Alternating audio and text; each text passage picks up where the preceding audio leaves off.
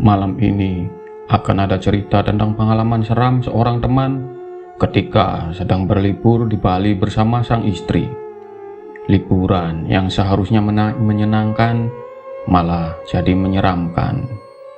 Sebelum simak ceritanya, tak lupa Maman selalu mengingatkan agar kalian jangan pernah mendengarkan cerita ini sendirian, karena kadang mereka nggak hanya hadir di dalam cerita.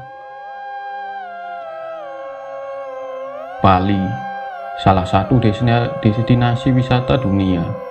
Nggak bisa diperdebatkan lagi kalau ini adalah tempat yang sangat indah dan menyenangkan. Berbagai macam kesenangan dan hiburan tersedia. Berbagai tempat indah mengantri untuk dikunjungi. Entah itu pantai atau pegunungan. Begitulah, tanpa banyak kata, malam ini aku akan berbagi cerita pengalaman seorang teman yang baru-baru ini berlibur ke Bali bersama istrinya. Cerita tentang pengalaman seram ketika menginap di salah satu hotel di Ubud, Bali. Dari sini, dia yang akan bercerita langsung. Pi, malam kedua kita nginap di Ubud ya. Aku udah dapat hotel bagus nih, ada private pool juga, asik deh kayaknya. Begitu istriku bilang beberapa hari sebelum kami berangkat. Aku yang gak mau ribet, lebih senang kalau menyerahkan semuanya ke istriku. Entah itu hotel, tempat menginap, tempat-tempat yang akan dikunjungi, semuanya dia yang mengatur. Jadi ketika dia bilang begitu tentang hotel, ya aku sih iya-iyain aja. Dan ya memang, sekilas melihat foto-foto di hotel Ubud itu, aku melihatnya sangat bagus. Jadi lebih seperti villa daripada hotel. Villa-villa yang berada di dalam satu lingkungan besar dengan nuansa tipikal daerah Ubud yang dikelilingi persawahan dan pepohonan hutan kecil. Sungguh tempat yang sangat asri dan terlihat menyenangkan. Ya sudah, papi sih ikut aja, tempatnya juga kelihatannya enak. Jawabku menyetujui. Rencana 2 malam kami akan menghabiskan waktu di Ubud. Selebihnya akan eksplorasi pantai. Singkat cerita, hari yang kami tunggu-tunggu datang juga. Hari di mana kami berangkat ke Bali. Seperti yang sudah direncanakan, hari pertama kami menginap di Denpasar. Tinggal di salah satu hotel di kawasan Kuta. Gak ada yang perlu diceritakan di hari pertama ini. Semuanya berjalan normal, menyenangkan. Hari kedua barulah menuju Ubud. Sengaja memilih Ubud karena kami memang menginginkan suasana dalam persawahan untuk healing yang menyenangkan. Tapi baru pada sore harinya kami berangkat menuju hotel di Ubud, tempat kami menginap. Perjalanan kira-kira 1 jam lebih harus kami tempuh dari Denpasar menuju lokasi hotel. Namun sepanjang perjalanan, lagi-lagi kami disuguhi pemandangan yang gak membosankan. Makin dekat ke Ubud, makin banyak gelaran persawahan dan jadi pemandangan. Gak kerasa menjelang jam 6 sore, setelah melalui jalan yang berliku, kami hampir sampai menuju lokasi hotel yang letaknya nggak di tengah kota. Kami harus melewati pedesaan yang masih tergolong sepi. Dipandu Google Map, kami mengikuti arah jalan yang harus ditempuh. Sebenarnya nggak terlalu susah. Namun, memang menuju ke hotel ini bisa dibilang agak berliku. Beberapa kali juga kami harus melewati pemakaman umum. Sepi dan agak creepy. Nah, ketika sudah sangat dekat dengan gerbang pintu masuk hotel pun kami melihat ada pemakaman umum yang cukup besar. Lagi-lagi terlihat sangat sepi dan kosong. Aku dan istri saling diam ketika melewatinya karena suasananya sedikit beda. Kok dekat kuburan ya, Pi? Tanya istriku, pertanyaan yang gak memerlukan jawaban. Aku diam saja. Gerbang bergapura besar khas Bali berdiri di tengah-tengah pepohonan. Di antaranya ada jalan kecil yang agak sempit kalau harus dilewati dua kendaraan berpapasan. Kami memasukinya. Pak Satpam dengan ramah memberi petunjuk kemana kami harus mengarah untuk menuju lobi. Ada satu kolam taman besar yang di tengah-tengahnya berdiri patung berwarna putih yang besar juga. Kami harus berputar setengah lingkaran mengelilinginya untuk sampai ke lobi. Dari halaman depannya saja hotel ini kelihatan cukup besar. Ruangan lobinya berbentuk rumah panggung dengan suasana yang nyaman. Ada yang menarik perhatian. Lobi besar ini ternyata hanya ada satu orang saja yang terlihat, yaitu wanita cantik yang duduk di balik meja penerima tamu. Dengan ramah dia menyapa kami. Selanjutnya istriku yang melakukan proses check-in, sementara aku melihat-lihat sekitar. Seperti yang sudah aku bilang tadi, bangunan lobi besar ini berbentuk seperti rumah panggung. Jadi ada satu balkon di sisi kanan. Dari situ bisa melihat sekitar. Aku berdiri di balkon itu. Dari balkon, aku melihat pemandangan yang cukup asri. Tapi karena sudah menjelang malam, jadinya nggak seterang siang. Tapi walaupun begitu, aku masih bisa melihat rindangnya pepohonan hutan kecil yang jaraknya hanya belasan meter dari tempatku berdiri. Pemandangan yang indah.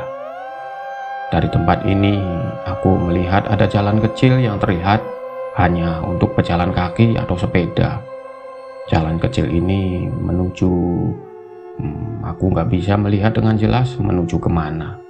Tebakanku itu adalah sebuah ruangan yang entah itu ruangan apa. "Sore Pak," tiba-tiba ada sapaan. Ada yang sedang duduk di kursi yang letaknya berada persis di ujung jalan kecil tadi. Tempat duduknya hampir persis di bawah balkon tempat aku berdiri. Seorang pemuda berusia sekitar 20-an awal, mengenakan kemeja lengan panjang berwarna putih, bercelana panjang hitam. Terlihat seperti pegawai baru masuk atau pegawai magang. "Sore," aku membalas sapaan ramahnya dengan senyuman. Karena jarak kami hanya beberapa meter, jadinya aku bisa melihatnya dengan jelas. Setelah persapaan, kemudian pemuda itu mengalihkan pandangannya ke depan, ke hutan kecil di hadapan kami. Aku juga begitu, menatap ke depan, nggak lagi melihat ke bawah. Beberapa detik kemudian istriku memanggil, "Pi, udah ayo." Ternyata proses check-in sudah selesai. Sebelum menghampiri, refleks aku menoleh ke bawah, ke tempat di mana pemuda berbaju hitam putih itu duduk. Tapi anehnya, ternyata dia nggak ada di tempatnya. Kursinya sudah kosong. Mungkin sudah masuk ke ruangan begitu pikirku. Tapi masa iya, hanya dalam 3 atau 4 detik. Tapi ya sudah, aku nggak terlalu memikirkannya. Setelah itu, aku langsung menghampiri istriku. "Nanti kendaraan bisa diparkir di tempat itu saja ya Pak.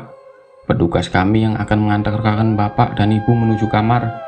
Mbak resepsionis bilang begitu, sambil menunjuk ke arah lapangan di samping bangunan lobi ini. Ternyata memang hotel ini berkonsep villa atau resort. Salah satu peraturannya, kendaraan diberi tempat parkir khusus, nggak boleh masuk ke lingkungan hotel. Jadi para tamu harus berjalan kaki untuk menuju kamar atau villanya masing-masing. Sebenarnya nggak masalah, karena kami melihat lingkungan ini sangat asri dan bersih. Pepohonan rindang, jadinya untuk berjalan kaki nggak akan memberatkan.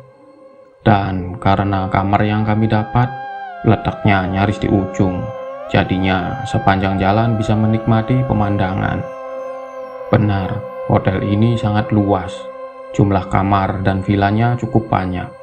Mungkin sekitar 50-an. Ada yang berbentuknya kamar berderet, Ada pula yang bentuknya rumah yang jarak satu sama lainnya berjauhan. Sepanjang jalan kami menemukan banyak taman kecil dan indah, lengkap dengan kursi dan meja di tengahnya. Oh iya, ada 3 kolam renang ukuran sedang yang kami temui. Kolam ini bisa digunakan oleh seluruh tamu. Begitu menurut Mas yang mengantar kami bilang.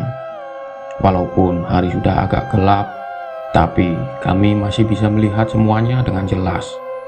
Secara keseluruhan, lingkungan hotel ini indah dan menenangkan.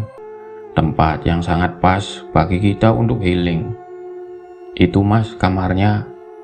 Setelah kira-kira 5 menitan kami berjalan, akhirnya Mas pegawai hotel yang mengantar kami bilang begitu. Deretan kamar berjumlah 5 bangunan yang menempel sudah kelihatan dari tempat kami berdiri. Dan lagi-lagi kami melihat ada taman. Kali ini letaknya nggak jauh dari posisi kamar yang nantinya akan kami tempati. Taman ini agak terlalu luas, tapi ada beberapa kursi besi lengkap dengan meja kecil. Ada beberapa pohon rindang juga berada di dalamnya. Di taman yang kelihatan nyaman ini, aku melihat ada seorang bapak sedang duduk santai sambil memperhatikan anak perempuannya yang sedang bermain. Kami sempat berpandangan dan saling melempar senyum. Sepertinya bapak dan anak itu tamu di sini juga. Aku pikir begitu. Hanya berjarak belasan meter dari taman kami tadi, akhirnya kami sampai. Ini kamarnya, ucap Mas hotel sambil membukakan pintu. Kemudian kami masuk. Wah, kamarnya besar, ucap istriku pelan. Memang benar, menurutku juga begitu. Kamar ini besar. Setelah melewati pintu, di sebelah kiri ada letak toilet berada. Toiletnya besar dengan bathtub besar juga di dalamnya. Selain itu, isi kamar nggak beda jauh dengan kamar hotel lainnya. Ada tempat tidur, meja kursi, dan TV. Oh iya, tempat tidurnya agak berbeda. Tempat tidur besar desain kuno berbahan kayu, dilengkapi dengan kelambu tipis mengelilinginya. Dan tentu saja ada kolam renang kecil di bagian belakang hotel. Privat pool, kolam renang privasi. Kolam renang ini berhadapan langsung dengan pesawahan, tanpa pagar pembatas. Tapi karena kami sampai di situ hari sudah gelap, jadinya pemandangan di belakang jadi nggak begitu kelihatan indahnya. Terima kasih ya Mas, ucapku berterima kasih ke pegawai hotel yang mengantarkan kami tadi, ketika dia berpamitan. Setelah itu kami mulai membereskan barang bawaan. Rencananya kami akan menginap di hotel ini selama 2 hari. Pi, tas hitam yang satu lagi kemana ya? Kok nggak ada? Iya, ternyata ada salah satu tas kami yang nggak ada. Aku pikir mungkin tertinggal di mobil atau di lobi hotel. Coba telepon ke lobi ya, siapa tahu ketinggalan di sana. Aku bilang begitu seraya meraih gagang telepon untuk menghubungi lobi hotel. Setelah itu, aku terlihat percakapan dengan staf resepsionis di ujung telepon, menanyakan keberadaan tas kami. Tapi ketika masih dalam perbincangan, tiba-tiba pintu kamar ada yang mengetuk dari luar. Mbak, ada yang mengetuk pintu. Boleh nanti saya telepon lagi? Aku bilang begitu, kemudian menutup percakapan di telepon. Aku yang harus membukakan pintu karena istriku sedang berada di toilet. Pak, ini tasnya, ketinggalan di lobi tadi. Aku kenal dia, pemuda yang sedang berdiri di balik pintu ketika aku membukanya. Pemuda berkemeja putih dan lengan panjang, bercelana hitam. Benar, aku mengenalnya. Ini adalah pemuda yang aku lihat sedang duduk di bawah gedung lobi. Oh iya, makasih ya. Kok cepet? Baru saja saya telepon ke lobi, jawabku. Iya Pak, sama-sama. Kemudian pemuda ini langsung pamit pergi, balik badan sambil tersenyum meninggalkan aku yang masih berdiri di pintu. Padahal masih penasaran, benar dia atau bukan yang aku lihat di lobi tadi. Tapi ya sudahlah, aku lalu menutup pintu. Selanjutnya malam pun tiba. Di belakang yang sudah aku bilang tadi ada kolam renang kecil terbuka tanpa atap. Di sebelah kanannya ada gazebo kecil juga. Di gazebo inilah aku dan istri berbincang menikmati malam dan pemandangan persawahan. Sempat membicarakan tentang keadaan hotel ini yang sangat sepi pengunjung. Tapi kami berasumsi mungkin karena bukan hari libur dan bukan musim libur juga. Mungkin begitu. Perbincangan terus berlanjut sampai jam 11 lewat, nyaris tengah malam. Ketika sedang asik-asiknya berbincang, tiba-tiba kami mendengar ada suara percakapan dari kamar sebelah. Oh iya, kamar kami berada di tengah-tengah. Jadi di sebelah kanan dan kiri ada kamar lain, hanya terpisahkan oleh dinding setinggi kira-kira 2 meteran. Kami jadi nggak bisa dengan mudah melihat ke kamar sebelah karena dinding itu. Kami saling berpandangan ketika mendengar suara 2 orang itu. Ya, ada 2 orang yang kami dengar, yaitu suara seorang bapak-bapak yang sedang berbincang dengan anak kecil perempuan. Kedengarannya seperti itu. Oh, kayaknya bapak sama anak yang tadi di taman itu, Mi. Nyaris berbisik, aku bilang begitu. Di taman mana? Istriku bertanya balik. Taman depan, pas kita baru datang tadi. Nggak ada, aku nggak lihat. Ah, masa segitu jelasnya kamu malah nggak lihat? Nggak tahu ah, aku nggak terlalu perhatikan kali. Jadi istriku merasa kalau dia nggak melihat ada orang di taman sore tadi. Padahal aku jelas-jelas melihat ada seorang bapak sedang bermain dengan anak perempuannya. Yang aku yakin mereka saat ini sedang berada di sebelah kamarku. Setelah sedikit perbincangan pelan itu, kami jadi diam. Perhatian teralihkan ke perbincangan bapak dan anak di kamar sebelah. Karena mereka berbincang nggak terlalu keras. Jadinya kami nggak mendengar dengan jelas apa yang mereka sedang perbincangkan. Aku penasaran, aku bilang begitu kepada istriku. Lalu aku bangun dari duduk dengan maksud untuk mengintip ke sebelah. Papi, jangan. Istriku menarik tanganku, menahan aku agar mengurungkan niat. Tapi aku penasaran, tetap ingin melihat ke sebelah. Nggak perlu usaha berlebih, aku cukup berdiri di atas gazebo, sudah kelihatan suasana kamar sebelah walau nggak seluruhnya. Aku juga nggak bisa melihat sosok bapak dan anak yang sedang dan masih berbincang itu, tapi bisa melihat dengan jelas kalau kamar sebelah ini gelap gulita, sama sekali nggak ada lampu yang menyala, gelap. Dari teras sampai isi kamarnya terlihat gelap. Sementara itu, perbincangan bapak dan anak perempuan masih saja terdengar. Sebelah gelap banget, kok pada ngobrol gelap-gelapan ya? Aku bilang begitu kepada istriku ketika sudah kembali duduk di gazebo. Mungkin mereka memang suka gelap-gelapan, biarin saja sih.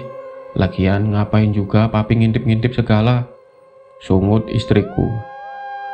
Suka nggak suka, kami jadi terus mendengarkan perbincangan di sebelah karena sangat menarik perhatian. Cukup lama kami mendengarkan yang awalnya nggak ada perasaan apa-apa sampai ketika merasa ada yang aneh. Sebelumnya terselip tawa dan canda, tapi lama-kelamaan berubah menjadi tangisan lirih sang anak perempuan. Sementara si bapak seperti sedang bicara dengan nada kesedihan. Aku dan istri menyadari akan hal itu. Kami saling berpandangan, bertanya-tanya. Lama-kelamaan makin aneh. Anak perempuan itu bisa tiba-tiba berubah. Kadang tertawa kecil ceria, lalu menangis terseduh-seduh. "Pi, aku merinding," istriku berbisik. Aku juga merasakan merinding, lalu memberi kode tanpa berbicara mengajak istriku masuk ke dalam kamar. Nah, ada yang aneh dan agak menakutkan. Ketika kami sedang berjalan di pinggir kolam menuju pintu, tiba-tiba mendengar suara dari sebelah. "Mau kemana?" begitu bilangnya. Dan aku yakin kalau itu adalah suara bapak yang ada di sebelah. Kagetlah kami. Belum selesai. Setelah suara "mau kemana", berikutnya kedengaran suara cekikikan anak kecil. Dan kami yakin kalau itu adalah cekikikan anak kecil yang ada di sebelah juga. Merinding, kami yang sempat berhenti langsung kembali melangkah cepat masuk ke kamar. Menutup pintu, lalu duduk di atas tempat tidur. Istriku kelihatan cemas. Aku berusaha menenangkan dengan bilang kalau tadi hanya salah dengar. "Nggak mungkin, orang jelas-jelas suara itu negur kita." "Udahlah Mi, yuk kita tidur aja yuk." Lagi-lagi aku berusaha menenangkan. Kira-kira sudah jam 1 malam, aku masih terjaga di atas tempat tidur. Sementara istriku sepertinya sudah nyenyak. Aku nggak bisa memastikan karena posisi tidurnya memunggungi aku. Jujur, setelah kejadian di gazebo tadi, aku jadi agak was-was. Ada perasaan menyesal juga kenapa berani-beraninya coba mengintip ke kamar sebelah. Jadi begini kan akhirnya. Setelah sudah berada di dalam kamar, beberapa kali aku masih mendengar suara tawa anak kecil itu dari kamar sebelah. Samar tapi masih terdengar. Itulah salah satu sebab aku masih belum juga bisa tidur. Lampu kamar sengaja nggak aku biarkan gelap sepenuhnya. Lampu di dekat pintu depan dan lampu kamar mandi aku biarkan menyala. Oh iya, kamar mandi dan kamar tidur dipisahkan oleh dinding yang sebagian besarnya terbuat dari kaca bening. Jadi dari tempat tidur kami dapat melihat langsung ke dalam kamar mandi. Begitu juga sebaliknya. Tentang dinding kaca kamar mandi ini sebelumnya nggak jadi masalah. Tapi ketika sudah tengah malam begini dan ditambah kejadian aneh sebelumnya, aku jadi sedikit was-was. Menoleh sedikit saja ke kanan, aku sudah bisa melihat kamar mandi yang besar ini. Masih jam 1 lewat sedikit. Ketika aku mendengar sesuatu, ada suara obrolan lagi. Tapi kali ini, suara obrolan bukan dari samping, melainkan dari depan kamar, di luar. Penasaran, aku kemudian bangun dari tempat tidur, lalu berjalan ke pintu dengan langkah perlahan. Makin dekat pintu, makin jelas terdengar perbincangan itu. Sama seperti sebelumnya, perbincangan kali ini juga terjadi antara seorang bapak dengan anak perempuannya. Aku terus melangkah pelan mendekati pintu, sampai akhirnya langkahku berhenti ketika mendengar kalimat percakapan yang membuat bulu kuduk berdiri. "Kamu mau masuk?" Suara lelaki dewasa. "Mau, Pak," suara anak kecil perempuan. Mendengar percakapan itu terjadi persis di depan pintu. Saat itu juga aku berhenti melangkah. Anehnya, setelah itu percakapan pun juga berhenti. Suasana jadi hening, sangat hening. Kemudian aku berjalan lagi menuju tempat tidur. Belum ada suara-suara lagi, tetap sepi. Perasaanku nggak karuan. Di atas tempat tidur laki-laki aku belum juga bisa memejamkan mata. 1 menit, 2 menit, sampai 5 menit, nggak ada apa-apa. Tapi entah berapa menit kemudian, aku menahan nafas karena mendengar sesuatu. Ada suara tawa anak kecil itu. Kali ini bukan dari kamar sebelah, bukan juga dari luar, tapi dari dalam kamar. Tawa cekikikan yang jelas terdengar karena sumber suara sepertinya memang sangat dekat dari lorong pintu. Ketika masih ketakutan mendengar suara tawa itu, tiba-tiba aku melihat sesuatu yang sungguh sangat menyeramkan. Belum secara langsung, tapi dari sudut mata aku melihat kalau ada orang di dalam kamar mandi, berdiri menghadap ke kamar, menatap ke tempat tidur. Dari perawakannya, sosok itu adalah seorang laki-laki mengenakan jubah mandi, dan aku masih belum berani menatapnya langsung. Teror ini belum selesai. Masih ketakutan akan kehadiran sosok lelaki di kamar mandi. Tiba-tiba dari lorong pintu muncul anak kecil perempuan berumur sekitar 5 atau 6 tahun. Dia berlari kecil di dalam kamar sambil tertawa riang. Nggak kedengeran langkah kaki, yang terdengar hanya suara tawanya saja. Ketakutan aku, bingung harus berbuat apa, sambil terus berharap istriku tetap lelap dalam tidurnya. Jangan sampai dia merasakan teror ini juga. Terasa sangat lama anak kecil itu berlarian di dalam kamar. Yang mengerikan, dia sesekali berlari ke dekat aku, berlari di samping tempat tidur. Dengan wajah pucatnya, sesekali juga dia menatapku, tersenyum datar tanpa ekspresi.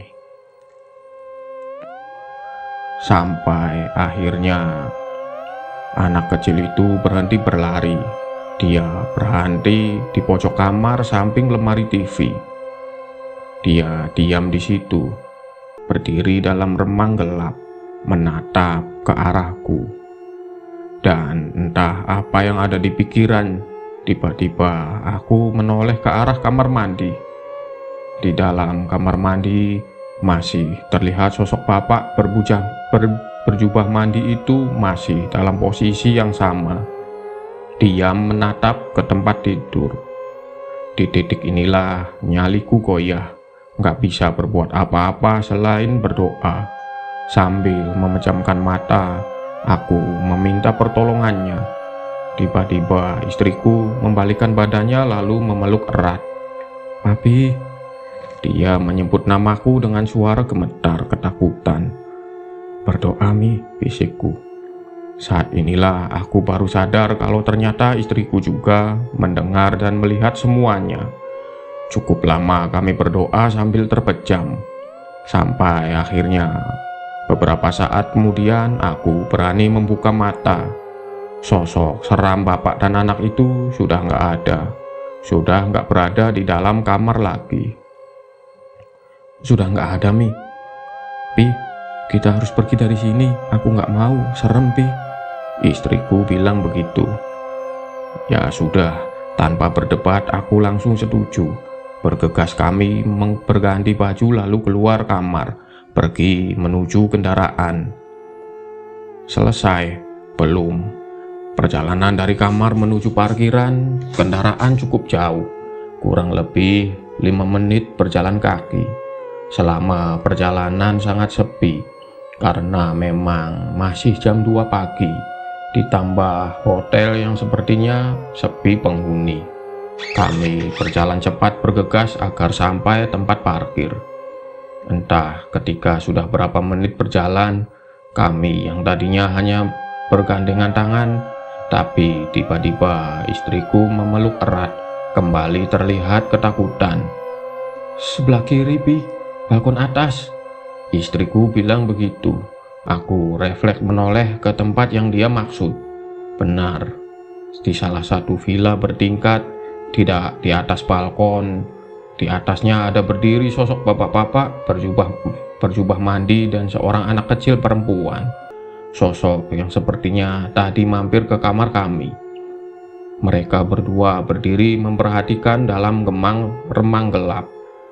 Makin cepat langkah kami melihat itu, mengerikan. Syukurlah akhirnya sampai juga di parkiran. Setelahnya bergegas kami meninggalkan hotel, mencari tempat yang masih ada orang berkegiatan. Paginya kami kembali ke hotel. Untuk mengambil barang-barang, kami memutuskan untuk nggak jadi menginap 2 malam, memilih pindah ke hotel yang lain. Singkat kata, setelah sarapan kami langsung check out. Ada percakapan dengan resepsionis ketika kami menyerahkan kunci. "Pak, maaf kemarin tasnya ketemu?" tanya Mbak resepsionis. "Oh, ketemu Mbak, kan diantarkan oleh si pegawai hotel. Maaf saya belum kasih tahu ya," jawabku.